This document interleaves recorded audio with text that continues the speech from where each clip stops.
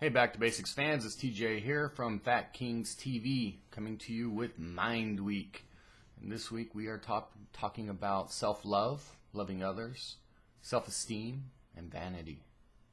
All such great topics. I covered self-love last week a little bit, so you can always go back and watch that. But oh, I love self-love. Self-love is amazing. But I think they're talking more about the mental aspect of self-love, so sorry, I'll refrain from any kind of self-love in a physical sense. But self-love, loving yourself, I've never really had a problem with self-love.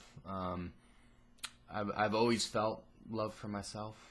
I've never really had self-esteem problems. So I can't really relate to that, and I'm sorry, because I know that a lot of you out there have had that issue, and I wish I could give you advice on how to love yourself. Well, I mean, I can in a physical sense. And if that's what you're looking for, hit me up. Message, private message. I'll give you all the secrets. But to love yourself mentally is something that just happens. It's just an emotion. I don't think that somebody can teach you that. I'm sure that people have had friends and family and shrinks and psychologists and self-help books and self-help tapes and seminars and movies and 15-minute video clips on YouTube and the billion other ways there are to learn to love yourself, and I just don't think it can be taught. I think you either love you or you don't love you. And this goes back to what I always talk about in many of my videos, and that's just sitting down and thinking about yourself, thinking about what you want out of life, thinking about what makes you happy. And a big thing is looking at your flaws. Not your flaws that other people see, but the flaws that you see in yourself that are real flaws. And I'm not talking about something minor like a blemish. I mean, just what are your major character flaws? What is it that's preventing you from loving yourself? Once you discover that, it's easy to fix. Any problem's easy to fix once you figure out what the problem is, right? But in the end, to thine own self be true, said Ozzy Osbourne, the great poet, in the play Master of Puppets. And then let's move on to self-esteem versus vanity. And again, I'm probably a bad person for this just because I have an enormous amount of self-esteem, and I am vain. Even though I'm kind of gnarly and knobby and not pretty, I find myself to be plenty attractive, and I don't really care if you find me attractive. So is that self-esteem or is that vanity?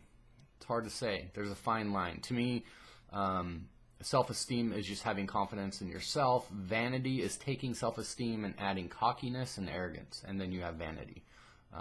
One is acceptable, the other one is socially unacceptable. But if you're true to yourself and there's merit to how you feel about yourself and your accomplishments, and if you are a bad motherfucker, there's no reason that you can't say it. Be arrogant, be vain, be cocky, or just have high self-esteem.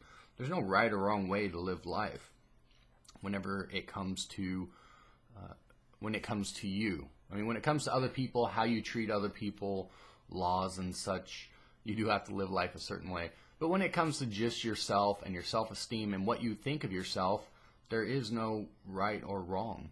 Ultimately, you just have to be happy with you. Because every day when you wake up and every night when you go to bed, there's only one person that has to experience your thoughts, your feelings, and live with the decisions you make, and that's you. Nobody else has to do that. Your spouse can piss off. Your kids can move away. Your family can disown you. Your friends can go away. I'm not saying that's going to happen, but I'm just saying that at any point, anybody else can walk away from you. But you can't. You are stuck with you forever. That's a bit scary, huh? So you have to be happy with yourself, you have to be happy with your decisions, and you have to find a way to love yourself. And I can't help you with that, and neither can anyone else. Just do the best you can to look at who you are as a person, and if you're not happy with what you see, change it. And that's my thoughts on that.